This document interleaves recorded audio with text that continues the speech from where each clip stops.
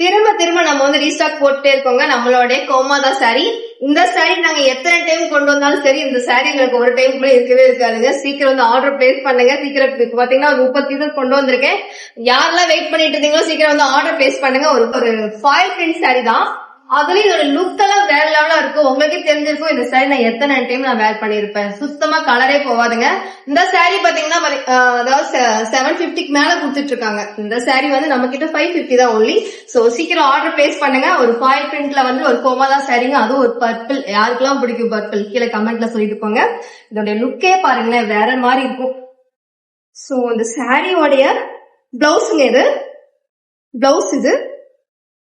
So உங்களுக்கு பல்லு same இப்படிதான் இருக்கும் சரிங்களா. உள்ள வந்துட்டு பாத்தீங்களா அதான் பல்லு. இது வந்து ஒன்ஸ் பிரிச்சோம்னா மடிக்கவே முடியாதுங்க.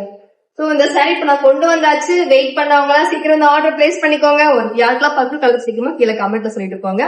ஜஸ்ட் 550 கொடுத்துட்டு இருக்கேங்க. சோ வாங்க.